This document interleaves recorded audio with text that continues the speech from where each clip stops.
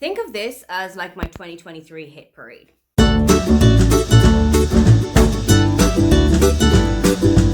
Hi, welcome, come on in. My name is Aoife, and today I am taking you through my top 10 books of 2023.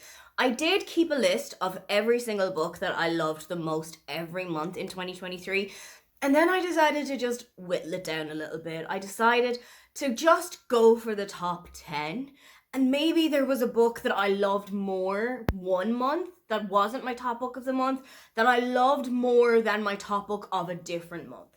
They are a little bit kind of subjective until we get to the top five. The top five, I am pretty cemented on, but 6 to 10, that could be different depending on the day of the week. Starting with what crept into the top 10 spot, at number 10 is Legends and Lattes by Travis Baldree. And this surprises me just as much as it probably surprises you, considering this is a fantasy book.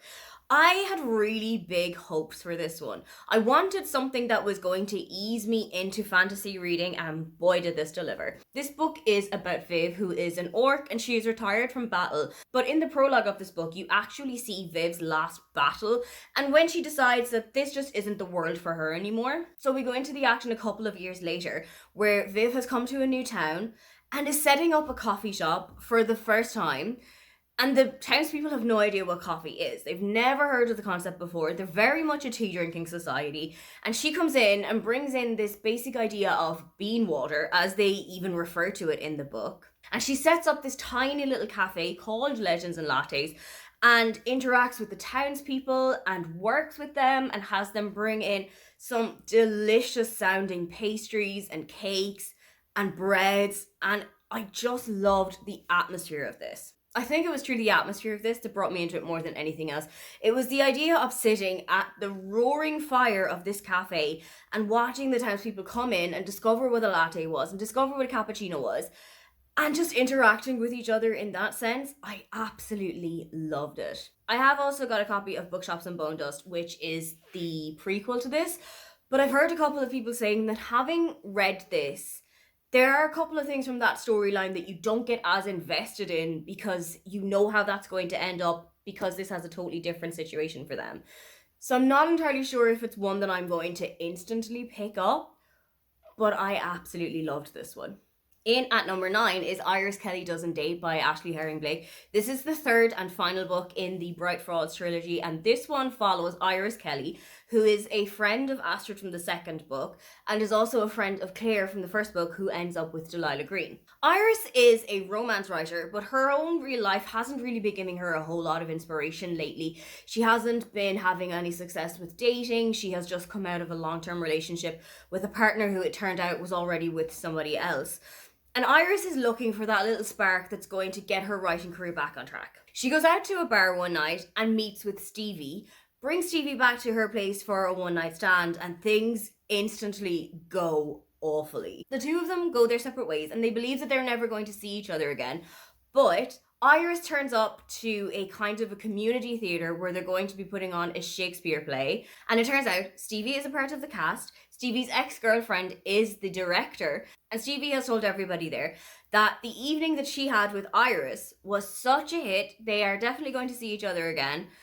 And now Iris and Stevie have decided to fake date each other for their own reasons. Iris to get some inspiration for her books, Stevie to get her street cred back against her ex-girlfriend, and of course, real feelings start to come into the play. I absolutely loved this one, but something that I particularly loved about it is the portrayal of anxiety in this book. Stevie suffers quite a lot from anxiety, which is also something that I suffer from quite a lot. So to see that in the pages of this book was genuinely so welcoming and heartwarming to see, especially because her anxiety was never really played down. It was never really made a joke of. She was genuinely treated with such care and respect. I absolutely loved this. I don't think this is my favourite book of the trilogy. I think that will always be Delilah Green Doesn't Care, but this is pretty high up there. At number 8 is Taste by Stanley Tucci, and I listened to the audiobook of this and I truly recommend that you do it that way, because it is like sitting with Stanley Tucci in a bar or in a cafe or in a restaurant and listening to him telling you his story of life, of his love of food, of his relationships, of his family, of his career. And it's so wonderful to actually listen to him saying it. Now, the reason that I have a physical copy of this is because there are quite a lot of recipes that were mentioned throughout this book, and I would really love to go to them when I'm feeling a little bit uninspired in the kitchen, when I am running out of ideas, when I've made the same thing 3 weeks in a row.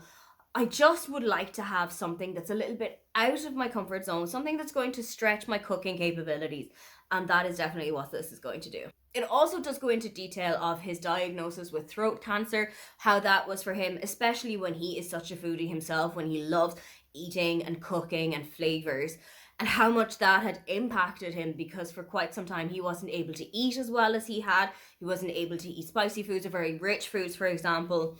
And it really does show you what the impact of that kind of a diagnosis can have on somebody. I absolutely loved this book. If you are a foodie, if you are a fan of Stanley Tucci, this is definitely one to pick up. In at number 7 is Happy Place by Emily Henry.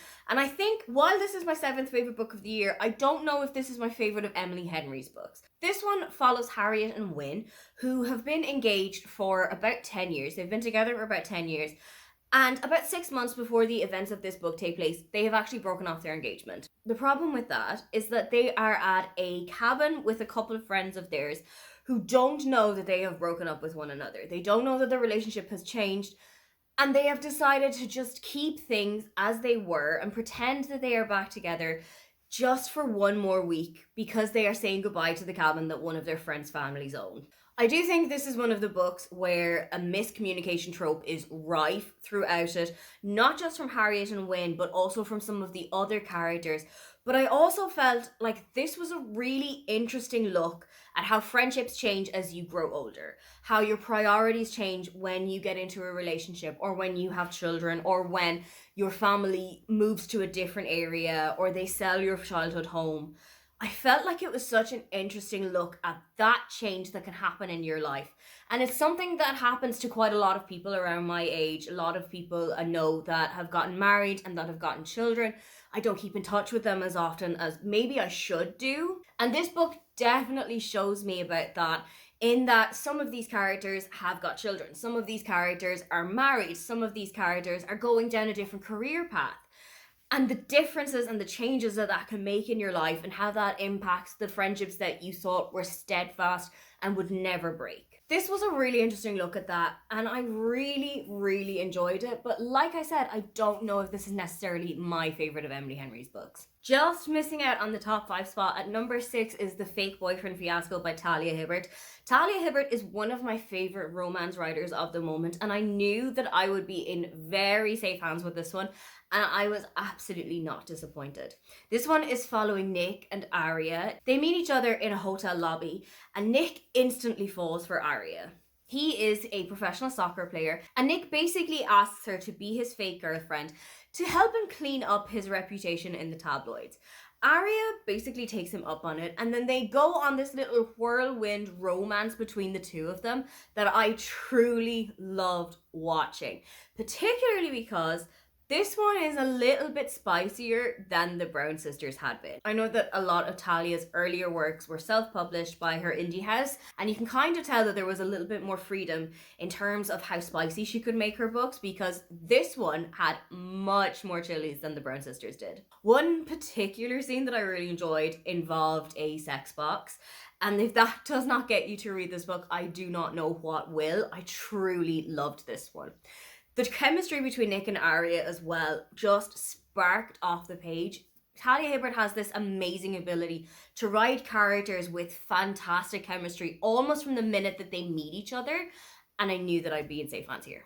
As I said, the places for those can be a little bit chop and change depending on when you ask me, but for these books on, steadfast. We're not going to move. In at number 5 is One True Loves by Taylor Jenkins Reid, and I was completely spellbound by this book. I've spoken to a couple of other people who also read it and who also really loved it, and we all had exactly the same situation. This book is about Emma, who marries her childhood sweetheart Jessie, and 1 year after their wedding, on the anniversary of their wedding, Jesse is in a helicopter crash while he is on assignment in Alaska. and the helicopter goes missing and everyone aboard is presumed dead. This throws Emma's life basically asunder. She is completely adrift in her personal life, she's completely adrift in her professional life, to the point where she goes back to her parents' hometown and basically takes up another job in their bookshop. She then meets with another guy that she went to high school with called Sam, and they start to spark up a relationship. They start to get to know each other a little bit better, and they end up engaged. One night, while they are out and celebrating their engagement, Emma's phone rings and it's Jesse on the other end. He has come back to her after about 3 years, basically adrift on a desert island, and now Emma has got this entirely life-changing decision that she has to make. Does she go back with Jesse and forget the life that she had built with Sam? Or does she forget the life that she had previously had and forget the love of her life from back then and concentrate on Sam now? Something that I've really loved about this book, kind of a similar way to Happy Place, is how this book portrays that a different relationship can make you a different person. That there are things that you might do with this person that you would never think to do with this person because it doesn't fit their personality. There are aspects of your personality that will come out when you're with this person, but you will hide them when you're with this person, and then vice versa. I absolutely loved that thought of it. I loved seeing Emma and Jesse figure out how their lives had changed and how different people that they were. And I also loved Emma realizing that she was a different person, even just when she was with Sam, and how different of a person that she was at the beginning of their relationship versus where she was now. I am not going to give away the ending of this book. I'm not going to give away what happens with Emma, Jesse, and Sam, but I will say that I was truly delighted with how the book ended, and I absolutely hung on it for days. In at number 4 is Yellowface by R.F. Kuang. This was my first R.F. Kuang book because she hasn't really tended to write anything in genres that I would usually pick up. She's written a lot of fantasy books, she has written a dark academia book, and those aren't genres that I would generally gravitate towards. And then when she wrote Yellowface, which was a literary fiction, which is a contemporary book, I said I would give it a try, and I am so glad that I did. Yellowface is about June and Athena. They graduated the same year from the same creative writing course, but their successes have been wildly differing. Athena is an award-winning, best-selling, hugely lauded author, whereas June's books barely made back her advance. One night, June witnesses Athena die in a freak accident and decides to take Athena's manuscript and present it as her own. The issue here is that Athena had been writing a story about Chinese laborers during World War II and is of Asian descent herself, while June is a white woman. Quite a lot of the rest of the book can be described with the phrase fuck around and find out. June fucked around and immediately starts finding out. There is a whole lot of backlash against her for telling stories that she's not particularly allowed to be telling. And she also makes herself racially ambiguous by changing her name to Juniper Song, by taking her author pictures in a way that is not instantly tellable if she's a white woman or if she's a person of colour. I loved this book as well for its discussion of the publishing industry. It's not something that I am very heavily involved in. As a booktuber, I'm very much on the cusp of it. But seeing this kind of works, but seeing how it kind of works from idea conception to bringing the book out was just phenomenal. I know that R.F. Kuang's writing is going to work for me. I just need to work up the courage to pick up another book of hers in a totally different genre. And so, the podium positions. My third favourite book of 2023 was None of This Is True by Lisa Jewell. This is such a gripping and fast-paced thriller that I genuinely could not look away from. I listened to the audiobook of this actually, and I found that to possibly be the best way to experience this book, because this book is all about podcasts and is about podcast episodes. You actually get quite a lot of background noise when the people are discussing this in a cafe. You get a lot of the noise of setting up podcast equipment, and I thought that was such an immersive way to tell the story. The book opens on the night of Alex and Josie's 45th birthday. Alex and Josie are celebrating their separate birthdays in the same pub, and Josie comes across to Alex and tells her, hey, I know that you are an influencer. I know that you are creating a podcast at the moment. You and I are birthday twins. Why don't we have a little episode where I discuss that and I also tell you about the changes that I'm about to make in my life? It sounds good to Alex, so she signs up to it, but I don't think she was ever prepared for the situations that were going to unfurl in front of her. This book is dark, this book is twisty, and I genuinely was hooked onto every single word until I got to the end. I still have so many questions about the ending. I still have to like think back about it and think to myself, is this where the story was actually going? Is this what you want me to think about these characters? I am so invested in this book. I've been told by a couple of people that this is their favorite Lisa Jewell book, so I think I might have started on too high of a pedestal, but I am definitely going to give her work another go. My second favorite book of 2023, and this genuinely almost could have been the favorite, is The Rachel Incident by Caroline O'Donoghue. I am completely in love with Caroline O'Donoghue's writing. I've actually read another book by her. I read the first in her All the Hidden Gifts series this year, and I truly loved it. But I think her contemporary writing is where she really shines. This is about Rachel. She's living in London, she is married and pregnant with her first child, and she is thinking back about a time about 10 or 15 years ago when she and her housemate James were caught up in this massive world of subterfuge which involved Rachel's professor at college. Rachel basically falls in love with her professor Fred as soon as she sees him, and she has it in her sights that she is going to have an affair with him. However, things take a massively drastic turn, and Rachel and James are both caught up in the aftermath of this. And I truly loved watching all of that unfold, watching everybody trying to hide everything. But also, this book was so of its time and of its place. It's set in Cork in around 2009 to 2010, so just as Ireland is coming off of the Celtic Tiger, where financially Ireland wasn't doing as well. We were in a massive recession. People who had had money before were now finding themselves lacking, and Christmas presents were not as luster as they would have been in previous years. Holidays would have had to be cut short or cut back on. Cork is the nearest big city to my parents' house, so I have gone to Cork multiple times throughout my life. It's where we usually go for a big shopping day out. So actually reading a book that was set there, it was so familiar to me. I was walking the streets with them, I was in the cafes with them, I knew where I was going and where we were leading to. I think that just gave it an extra little bit of love for me.